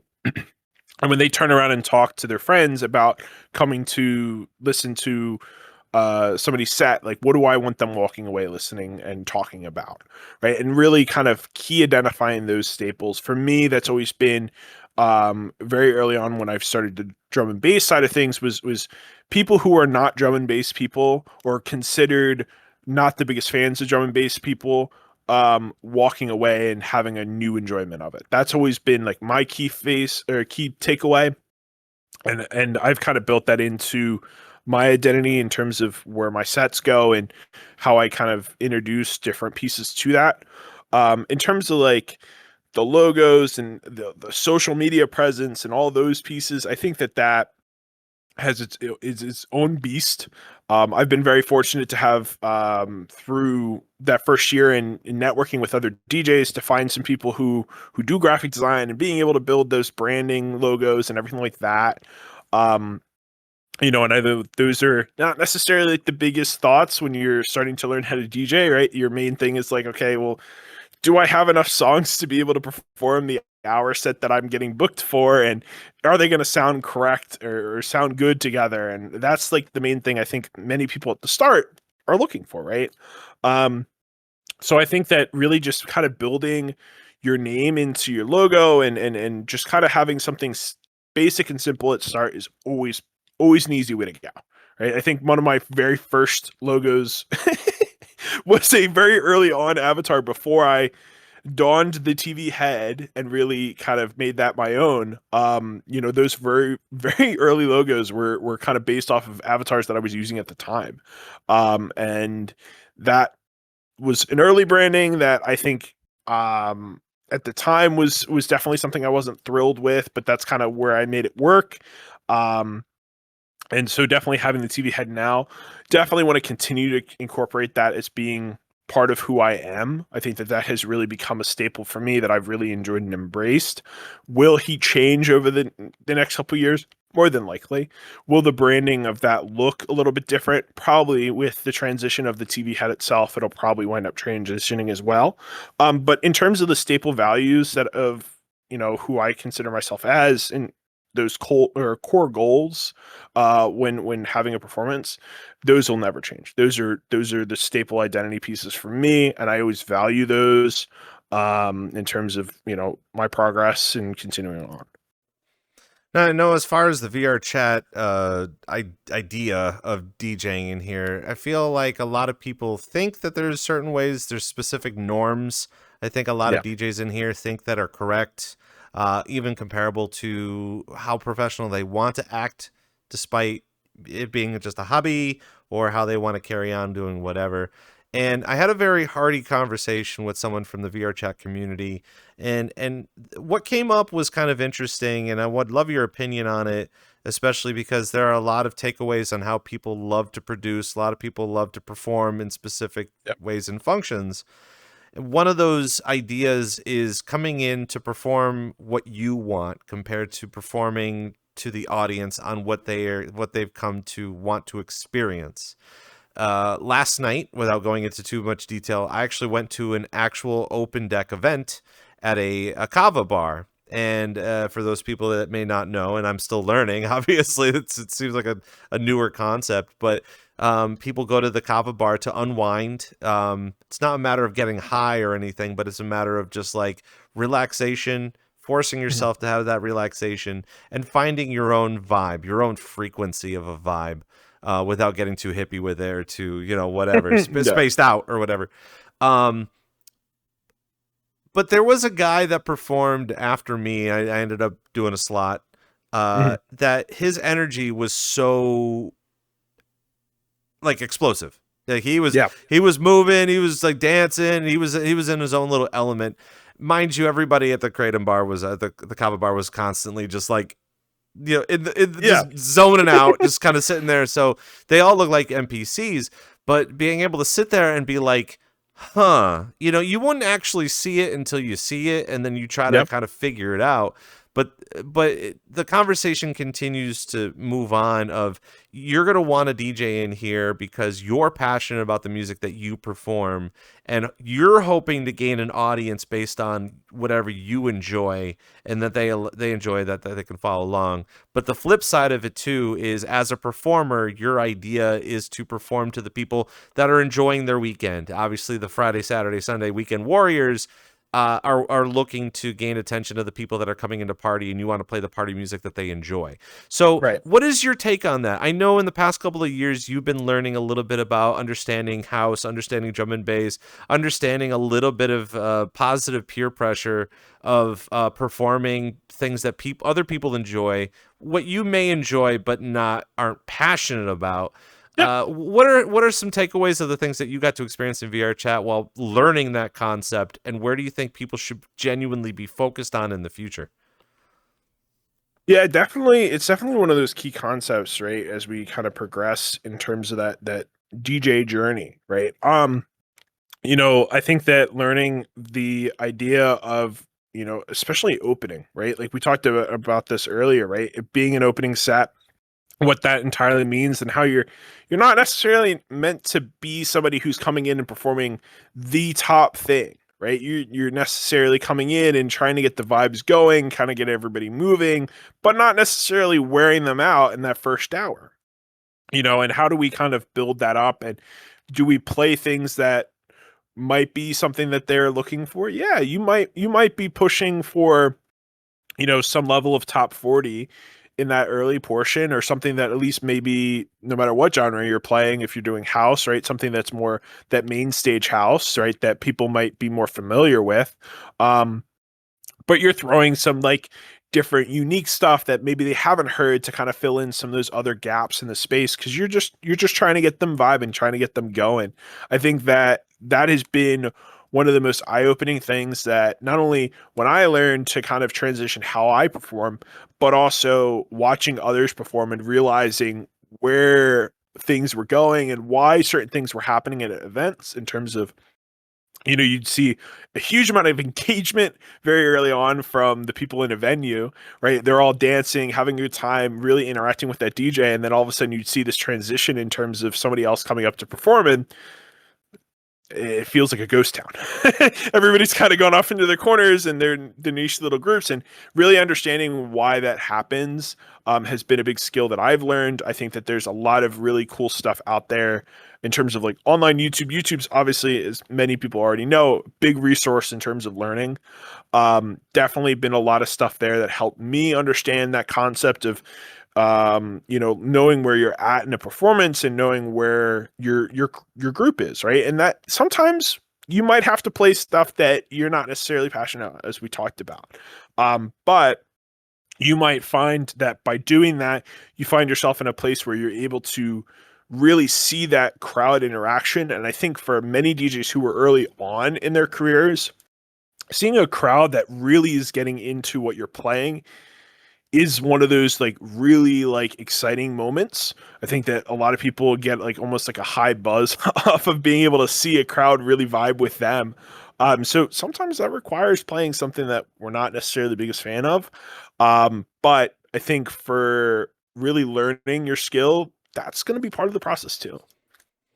What do you think about those people that are opening, and let's just say that they actually bring a ton of energy and everybody, like, they're killing it, and everybody in the audience is receptive to that? And as you were saying, it's difficult to provide all of the energy and then for the next person to come up, disrupt that energy based on the music that they perform, or maybe you outplay, you're the opener and you're outplaying the next DJ on the lineup.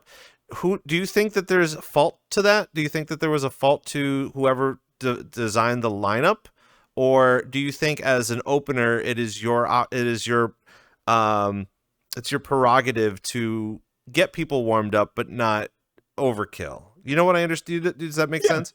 Yeah, no. I think that that's like a big thing too. I think, when we talk about like IRL DJs versus VRChat DJs, right? We have this transition and thought process. Like that is the norm. There is repercussions. Sometimes I've heard stories about where people have done that in IRL venues and what that looks like in terms of promoters talking to you afterwards and having conversations about, future bookings and what that looks like. In terms of VRChat, I think it's a combination of both. I think, we've seen a better transition now over the last year or so, at least in terms of my bookings and my communication with event coordinators and stuff like that, who were in charge of the bookings, but like understanding where somebody is in lineup and what they're performing to. And, I think that's been a big staple that more event coordinators are really asking those questions of like, hey, we're booking you for this hour, 11 o'clock on a Friday. You're going to be the second DJ in the lineup. What are you looking at performing? Oh, you're playing some hard style? Well, we know the first guy is going to be playing some like general house or maybe some easy stuff to get started. And then our third guy is going to be playing some techno. Do we maybe want to look at transitioning between slots and saying maybe we want to transition to have you be the third guy in the lineup?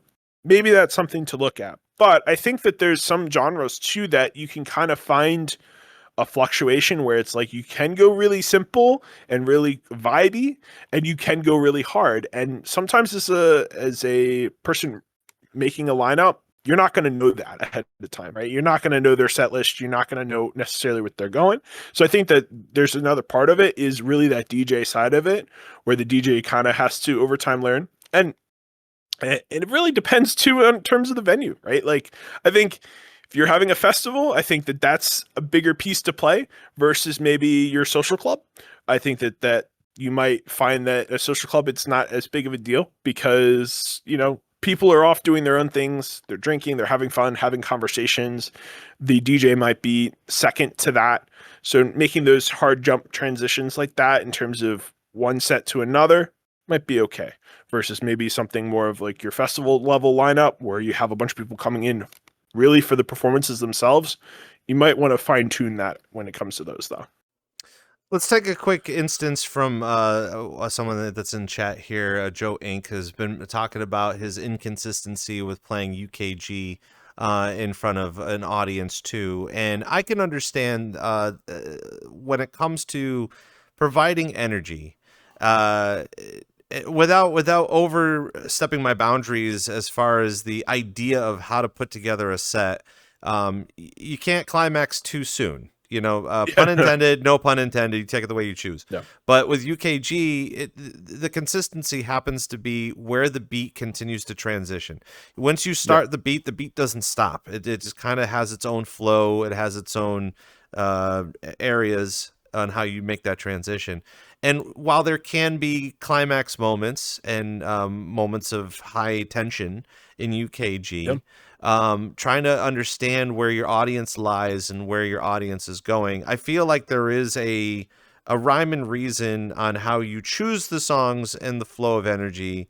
But obviously I can't be the one to identify. I don't play UKG. But at the same time, how would you kind of identify this issue where in a case of as we were kind of just alluding to, trying to understand the vibe and the flow based off of the audience expression and participation. How would you personally be able to turn it to benefit the audience to make sure that they're having a good time? If you're seeing that there's people being a little lazy and kind of unmotivated to do what they're doing. I think that that's a big part to play in terms of really understanding your crowd, right? I think I had this conversation 2 days ago with a community owner of like, as a DJ, I want to come into a venue ahead of time, maybe a previous event prior to my performance, really to understand what the crowd might be like on any given night, really understanding that. But I think the other piece that I found as of recent with drum and bass, but also did it very early on with house too, is I'll make blocks within my set. So a group, we'll call it 5 to 6 songs that kind of all flow together really well, and I'll call it a block, and I'll port that somewhere within the set, and then I'll kind of have those as building blocks together. And then I can transition those blocks to maybe somewhere other spots in my set if I'm seeing that the crowd isn't really engaging with what might be coming up, right? In-house, I was doing that a lot more with, if I have like a mix of all different stuff being in the house set. So maybe I'm playing some bass house, some tech house, and some progressive house, right? It's like, okay, well, maybe I'm seeing more of a response with progressive house or a melodic house. And okay, so maybe there's some stuff that I can transition in that I kind of have sitting off to the side that might have not been part of my original set list to kind of introduce into it because I can see that they're really engaging. With UKG, it's always like a toss-up. I think still working on building and understanding where your group is at, and practicing sets, right? I think that's the other piece to it. If you have a set list and you know that set list and you've practiced that set list, you know where your peaks are at. You know where you're going to see the beat kind of really build to a point where you're seeing that crowd really get through it. But if you're throwing stuff together last minute and it feels like you're jumping all over the place, that might be something to look at too, right? I think that that's some stuff that people, I don't want to call it lazy because it's definitely not lazy, but I think that there's a lot of people who come in who kind of just throw their performances together last minute. And you can sometimes see that when these transitions kind of jump around to different pieces, and you might have something that's really vibey and it kind of builds and then you drop it and you can kind of see that flow drop. I know weirdly enough, we talked about IRL venues and stuff. I had the opportunity at the end of August to go out to downtown Atlanta for Dragon Con, which is a 5-day event in downtown Atlanta with a bunch of different hotels for it. Really awesome convention and event, but had some opportunities to go to some room parties and listen to some DJs there. And you could tell that people just did not understand that concept of really getting stuff set up ahead of time and being able to see that IRL in person, that whole flow of people coming in because you're playing something they're really liking and really into, and then seeing them all kind of push away in the bubble. I think that that's one of those things that you just kind of have to experience to understand. It's that practice. It's that understanding of, okay, this is what the venue is normally listening to, the people who are coming in, and kind of catering to that. We talked about catering to maybe that might be not your cup of tea to a certain extent. And so really being able to cater to what might be your typical audience for the night. So It's a very good transition, as now, obviously, we're going to be kind of diving into all the good stuff that we've been wanting to talk about for this program. Is the fact that at the beginning of the week you were mentioning how I even asked you what is something that you're passionate about, what you want to do in the future leading into 2026. Even at the beginning of the show, we were explaining how if you were looking to kind of jump into the convention scene or learning a little bit more about anime music, pop culture music, and also the way that they develop those conventions every year too. It always seems like they have a loose idea, and then maybe a month before then they start feeding into what's popular, like that's coming in. Like obviously Don to Don is still a very popular thing that they're feeding into. Maybe there's gonna be a new Pokemon game. Maybe there's gonna be a new Sailor Moon franchise or something. You know, it's always had to happen. Or another Sonic game or something. You know, you never really know.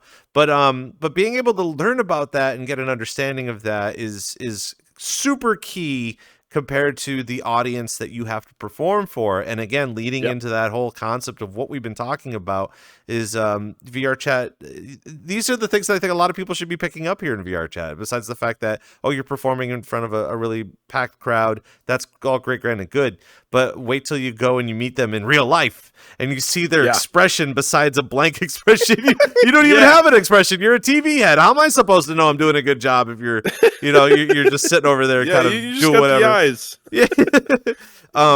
But like getting that idea, and that's something that you're so passionate about, especially even last year, the fact that you went to MomoCon, you were able to experience MomoCon.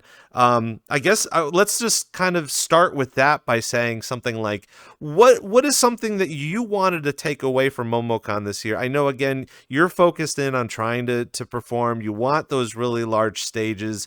You really want lots of attention from, because the people that go to those conventions are technically the people that live in here and the people that operate in here, compared to the music that you perform that they may enjoy as well. So what were the expectations for you to go to MomoCon this year? Was there something that you were looking for? Was there a question that you wanted answered there? And how does that all connect to the passions and what you want to do when trying to DJ for these conventions in 2026? Yeah, MomoCon this past year was an absolute awesome opportunity. I got to go with a fellow DJ within the scene. Shout out to Thickums, who's been somebody that I've been around for the last close to now coming up to 8 years. But being able to kind of go and experience the rave and kind of go and experience the type of events that exist within the MomoCon scene. You've had you had White Mage come on for as far as his conversation. That was absolutely awesome. But kind of understanding where those events are going, raves in terms of raves within conventions, right? I think that for many of us, that is like our first step that we kind of associate, because all of us, our time out touching grass is normally at conventions, right? That's where we're going to see a lot of people coming together. And so those are kind of thought of as being the first step in terms of transitioning, whether that's playing at the actual convention or maybe playing in a room party at the convention because you have a bunch of people who got together and did that. I've had many opportunities to kind of see from MagFest side of things, but also MomoCon was just another step of kind of seeing how these different things kind of go on in the space and kind of learning and understanding from like an attendee standpoint, right? Before really kind of taking those next steps in terms of reaching out and looking at really having an opportunity and trying to find an opportunity to perform. So was definitely fortunate to be able to meet some of the people that I did at MomoCon this past year, and be able to kind of make connections for when I went to Dragon Con, because many, same space, different part of the city, but same city, right? So being able to kind of connect the dots too for those later conventions, and then obviously setting up for next year and trying to see what might happen. Again, all of this is super interesting and super important for us to understand now compared to last minute. Anybody could probably decide to go to convention last minute, hop on a plane, get a hotel, get your tickets, yada, yada. But for the people that are proactively in the convention circuits, the people that are proactively looking to expand their horizons by wanting to perform, it requires so much energy and so much patience, because most of these conventions, and without kind of overstepping my boundaries a little too, even moving forward, I would assume that any conventions that are happening between March and April currently of 2026, they are going to be opening up their submissions for either panelists, guests, people that are in the exhibit hall space, if you're going to get a booth, or even performers for the raves as well. Is everybody is always way too late when it comes to submitting stuff. Even for even for MagFest 2026 happening in January, their submissions ended late May. So you have had so much downtime, but you have also have had to make sure that you set up a schedule that you have stuff to submit.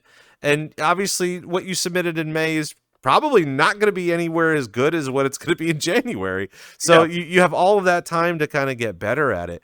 But I feel like for anybody like yourself that is in VRChat that wants to continue to push their boundaries as far as playing a much larger space or getting to know more networking and stuff like that, it requires so much flex time between now and then to kind of set all of that up. And the same thing goes with the popularity and the pop culture that is going to be at those conventions anyway. I don't know if you got to experience at MomoCon this year, and I was talking with Mage about constantly, is the representation of VTubers this year has also kind of doubled in that past year alone. And as you heard, and as we continue to talk about, the idea of the virtual mirror is becoming a reality. A lot of these conventions are eating up that space. MagFest is like the premier place to be doing that, is like the virtual mirror and VRChat, and having VRChat really be the premier virtual reality experience, despite people hating on it. You know, like people are like Rec Room or some third party company or something like that. But VRChat is always there. You know, like everybody knows it, everybody's part of it, and we're continuously pushing that into MagFest styles anyway. So it's going to be a loose kind of based kind of comment from you, but do you feel weird that this is starting to happen, where more VTubers are getting more attention, more people in VRChat are getting more attention as VTubers and content creators? And does that put any pressure for you, the fact that while you want to grow, now you kind of have to represent, you know, VRChat as a little bit of a brand or a platform of that brand to continue to hopefully gain more successes for a lot of other people that want to be in your shoes? Yeah, I definitely think that we find ourselves more and more, you know, as you talk about VTuber success. I have actually got to an opportunity to hang out with, he'll remain nameless, but a couple of different VTubers at DragonCon who were guesting at MomoCon. So definitely, and I've had conversations with him about it and what that looks like for them.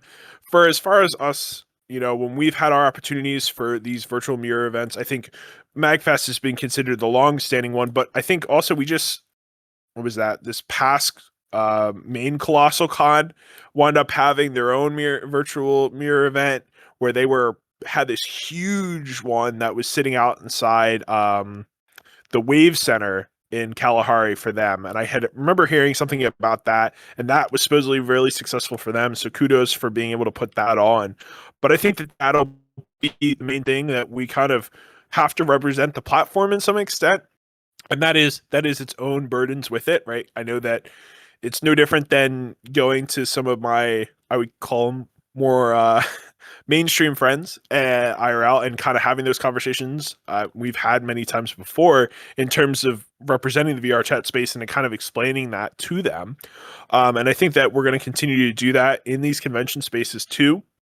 And, you know, it's just understanding that, you know, you might have these people who are critics who come in and maybe all they've seen is some stuff on YouTube of somebody trolling, and, you know, they got on desktop and they went into a Black Hat and interacted with a couple people, and that's their, you know, concept of it.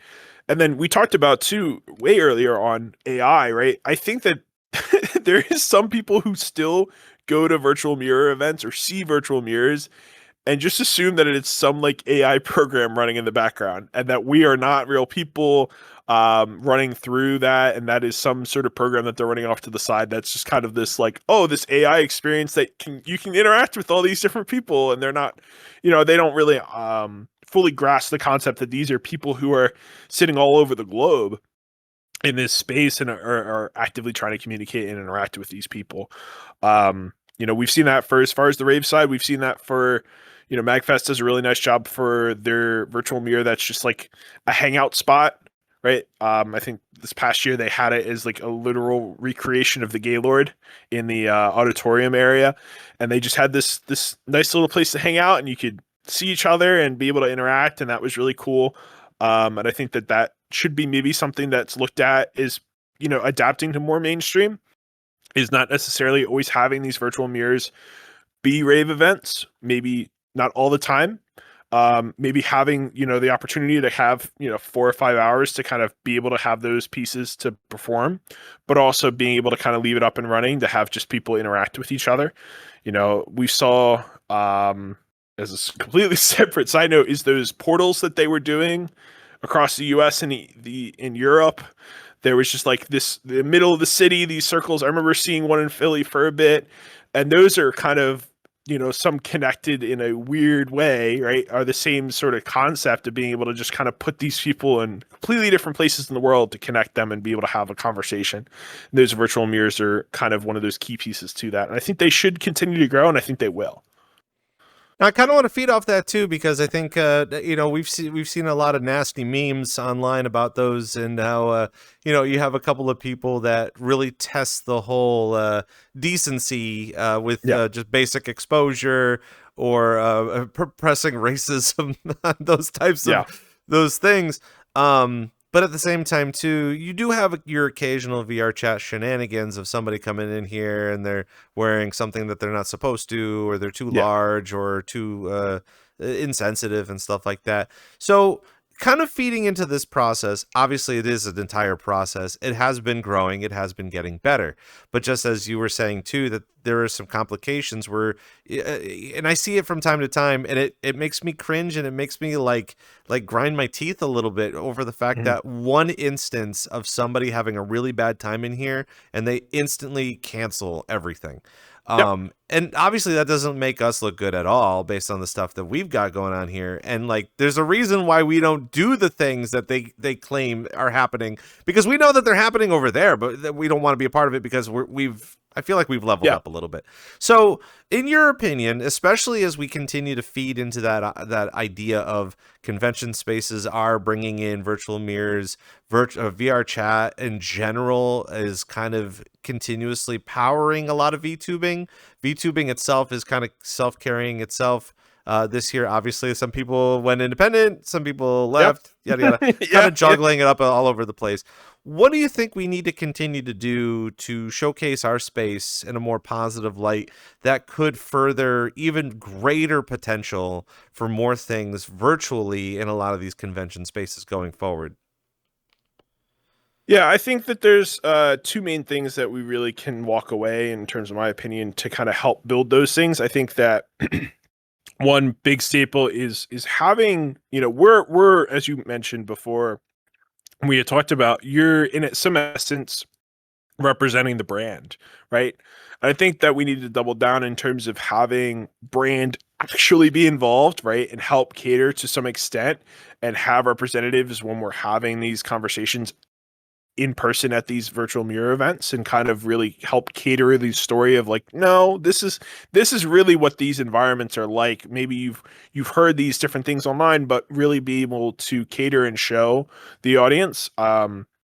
We've talked about lineups and what that looks like in terms of like an event in general, and what you're kind of showing off. And I think that having them be involved in that is definitely part of that process. So that's number one. But two, I think, really doubling down on terms of promoting outside of the brand itself, but promoting those types of content that we think is really more identifying of who we really are, and putting that more in the spotlight. I think that we've found ourselves in the past year, sadly, I think more prior to the verification system being enabled within VRChat and all that sort of stuff, we found ourselves being in this space where we really harped on these negative stories and not on the positive ones. So I think that that's going to be one of the main things that we really need to continue to push, especially as we push virtual mirrors and we engage more with the mainstream audience, is really promoting those more positive stories. We kind of see those through some avenues that VRChat itself promotes, but really continuing as a community, as our niche rave community, being able to push those stories as well. I was sitting here for the past 90 seconds trying to figure out if I wanted to ask this, so I think I'm going to ask this. Do you think VRChat is doing enough for the DJs to help promote the DJs? I think that we've found ourselves within the last, I want to say, and you probably have a better idea than I do on this one. What has it been, the last 4-ish years that we've had? We talk about New Year's Eve has always been a big thing for us in VRChat, right? DJs be involved in New Year's Eve directly with VRChat. I think it's been like the last 3 or 4 years. And I think that that's been a good staple point. I think that if we want to see that continued growth within the space, I think that we need to figure out a nice happy medium. And that VRChat has taken the steps to start doing that process. We saw that with the leadership Discord, right? For all the community leaders getting together and being able to have an audience and a connection to directly connect with them in terms of talking about what's up. I think that that is the beginning of that process that they're starting to work on there. And I think that that was definitely needed if we're going to see our community be able to be thriving and continue to grow in the next couple of years. So, yeah.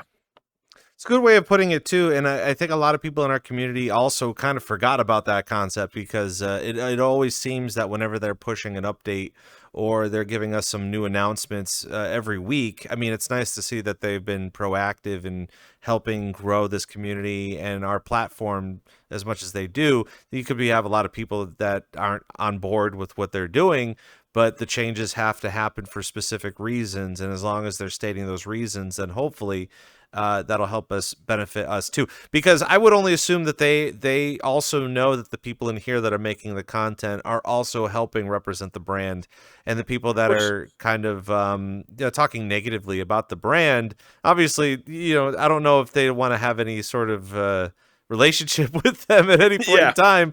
I mean, we all have to be on our best behavior in here anyway, but if for some reason you want to do some better business, obviously you're going to want to learn about the terms of service, as well as the people that initiate those terms of service, to kind of help us carry on to do the things that we're doing.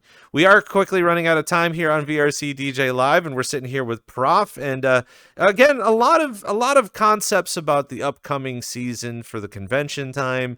This is something that I think a lot of all sorts of takeaways for DJs that are coming in. If people are rewatching this on YouTube as well, I invite you, please go take a look at your local convention scene. See when they're starting the application process. You do not want to be left behind. Occasionally that has happened where it's just like the submission happens a day before that you checked, or the day after you checked or something, and then you're like pulling your hair out because you're like, I could have done it, but it just never kind of happened. Before we kind of wrap things up here on the program, I want to kind of dive in a little bit on stuff that you are hoping to do for the remainder of the year. What are you proactively trying to do to get into the convention scene for 2026 as well? Yeah, I think the main thing that I've been trying to work on, at least for the convention scene side of things, is as much as I personally record my sets and put those up on YouTube for live performances, is really working on doubling down on more offline performances, really putting stuff together that is going to be a good portfolio for those application process. Being able to really demonstrate who I am. If you've never seen me DJ before, I'm not necessarily one to put my deck on, my visuals. My visuals are always a big part of it. I usually connect that up with the TV itself. So being able to have something that also, because I know Mage talked about it too, is being able to have something to kind of show that you're actually working and what that looks like, So that's all part of the process. So catering some different sets and performances to kind of be able to kind of show those things off as well. In terms of VRChat too, like in the rest of this year, I always strive to connect up with larger scale events and being able to kind of be able to be on those stages and be able to perform and bring more of an audience to especially drum and bass, right? Talk about those core goals. So being able to have those opportunities, may they come, has been another thing for the end of this year, and just continuing to grow in skill. That's been, that'll always be a piece to it, is continuing to grind and be able to do more with it. Um, so yeah. So pretty plain and simple, actually, when it comes to Yeah. all of that, and even getting a better idea for those people that are coming in here to perform or wanting to perform during the holiday season too. You should definitely take some time to sit down with yourself even before the holiday season. It's gonna get busy, and then you're gonna get too busy, and then wouldn't you know it, January, February shows up, and it's either you're too late to sign up for something, or now you're just gonna have to sit there and figure out, okay, what's the next big thing that's coming on down the road. That's all super important. Now, before we get on out of here, usually we do a quick rapid fire with our guests to kind of give them an idea, give us an idea of the many things that are constantly going through your TV wavelengths that are going through your face. But out of everything that you've learned this year, out of everything that you do in VR as far as DJing and stuff like that, what would be a quick word of advice that you would give to somebody that, let's just say they wanted to start their journey soon-ish on wanting to perform in here? Yeah, definitely, I've talked about a couple different things, right? We talked about breaks, we talked about skills and YouTube. I think that the number one takeaway for somebody who's making that decision in terms of, am I going to start and what does that look like and where am I going to go with it, is start, right? I think that first step is always the hardest one. Especially with obviously having all the different steps you need to take to get started, is really just making that conscious decision. Okay, I'm going to make, even though this might be secondhand deck, right? Facebook Marketplace, finding somebody's old deck that they're not using anymore. I'm going to get this deck and I'm going to get started. I think that that's the hardest step for many, that they kind of very easily push off. And so I think my big advice is taking that first step and feeling confident about that first step, and understanding that you're, might going to have some trouble in those first couple performances. And that's all part of the process. That's all part of the learning process of growing as a DJ. Yeah, practicing too, like you were saying earlier. Make sure you put in a little bit of practice time in. Practice for sure. And if you're not practicing for yourself, practice with some friends, or maybe someone will actually be able to give you an idea of what to do. Out of who you've been listening to on Spotify recently, or what are some new artists that you've been listening to that we can get to know a little bit better? Yeah, I think it definitely, for the drum and bass side of things, he's definitely been a growing piece with me. And in terms of his performances, it's going to be Arcondo. Arcondo just actually had not too long ago this year, he just had a remix with Martin Garrix that went really viral. That was really cool and awesome for him. But he's still, still up and coming. I think the other one's going to be Reaper. Reaper has been a big inspiration for me, in terms of his production style. So definitely been big on the drum and bass side for there. And then Ian Asher, if I'm remembering the name correctly, for as far as house, has been a up and coming guy who's been getting some more bookings as of recently. I think he's actually booked out later this year at one of the clubs that I like to go to IRL, which is Noto. Shout out to Noto in Philly. Ian Asher, I think, is playing like late November, early December for them. But for as far as house stuff that he's got, is been this big upbringing, in terms of like this weird like stutter house, this new wave of house that they've kind of been seeing on socials being pushed. He's been one of the main staple guys for producing that stuff. So definitely big guy to shout out for that as well. I think he recently did a little something with Galactic, Yes, for the Runaway song too. That's just been kind of nuts. Yeah. So he's definitely got some different stuff that have been mixed over for previous stuff that we've all kind of been very familiar with if you're an electronic music fan within the last couple of years, and then done some pop stuff too. I think there's been some 90s 2000s pop that he's also done some stuff for that has been absolutely spectacular. Gosh, I really don't want to be like, okay, those are throwbacks that are coming back, but like, like you know, bring in a newer generation, but also, you know, Grandpa's got to jive too, right? Yeah, no, of course. As far as the VRChat DJs, who are your top 3 VRChat DJs for us to get to know? Oh, well, if you are listening to this on YouTube, definitely go back in the watch history. Dulce, very good friend, awesome DJ, love the stuff that they do, awesome stuff. Can't talk enough about them. It's definitely a big one to go and listen to. Been seeing the other 2 is going to be Serenity. Shout out to Serenity. They've been doing stuff for a long time and have been very, very big on not only VRChat, but have done a lot of stuff on Twitch and the drum and bass side of there. And then the last one's going to be another throwback who's got a video. You got to scroll a little bit lower down. But another friend who I've been working with for quite some time is Gearbolt. Definitely another DJ that I think he's been doing a lot more IRL stuff recently, which has been really awesome to see his touring and going and doing all those different pieces for him. But obviously, as we get towards January, there'll be another Gear Fest, and we'll definitely see a bunch of different different DJs come out for that, including Gear himself. So I think it'll be interesting too, especially because before he decided to take his little journey, we had him on the program to talk about it. But it'll be even more engaging to have him come in to explain the process. And I think at his age and his wisdom and how he wants to learn, we can all take a page from that of what we want to do in the future as far as that was concerned. But definitely a really powerful 3. And for those people at home that want to get to know you a little bit more on the internet, where can they find you all over the internet? Yeah, so very easy one to go and find me is going to be obviously on VRChat here. It's going to be very easy to find me for Prof and probably find me on lineups. I know we've seen this transition in terms of VRChat for still using VRC timeline. So VRC.TL, great website. Definitely go suggest it. You'll be able to find me and thousands of other DJs who are performing and be able to see where we're at in lineups. So definitely look me up there. And then follow me on Twitter.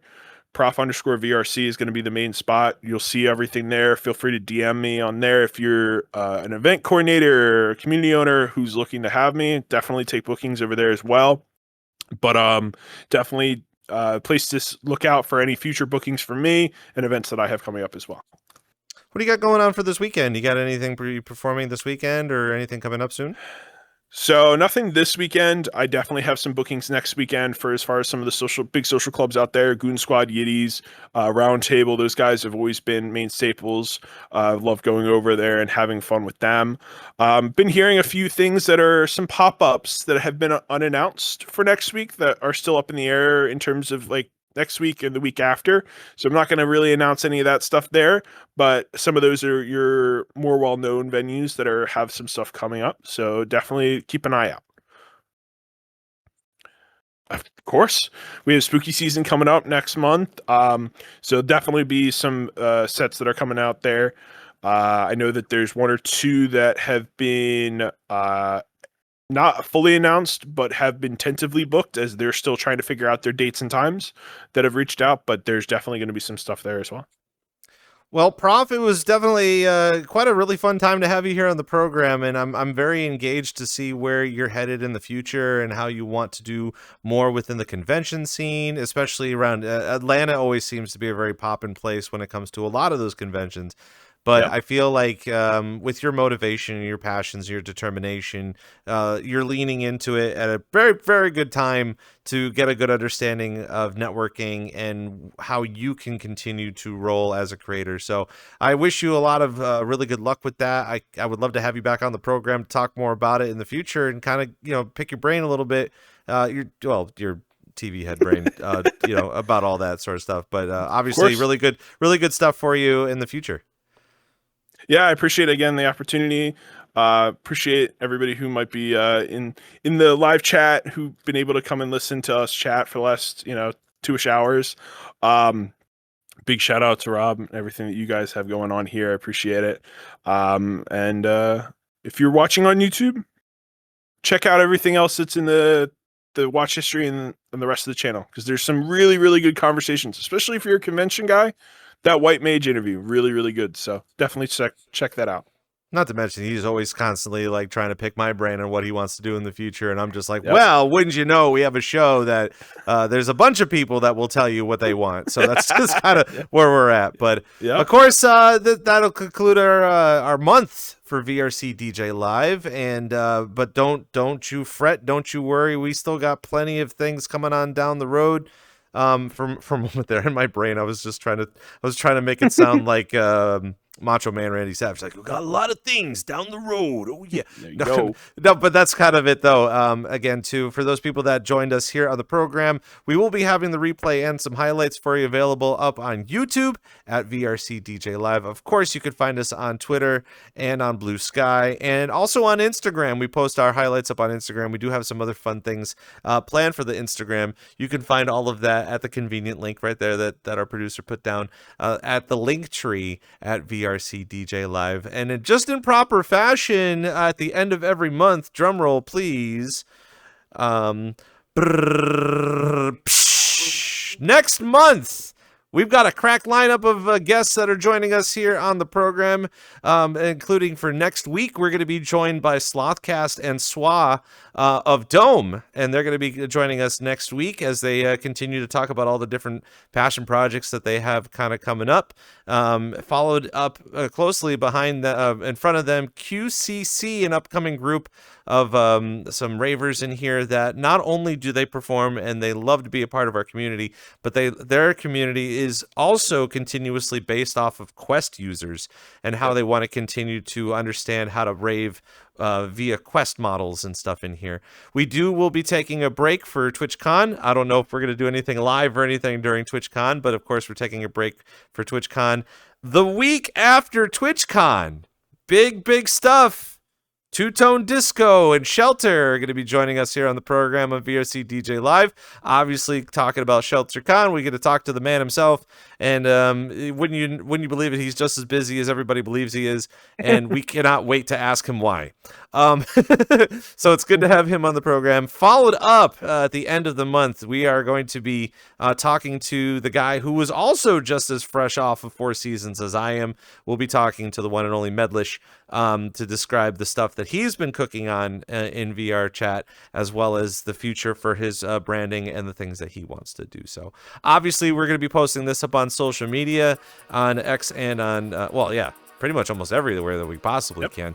But definitely join us for another episode of VRCDJLIVE, as next month, not only is it going to be spooky, but we're going to have a bunch of people to come in to talk about their set spooky. So, for our special guest, Prof, joining us here in VRCDJLIVE, our staff behind the glass, I'm Rob Roman. Thank you guys for coming by to see VRCDJLIVE, and we will see you next time. Bye-bye.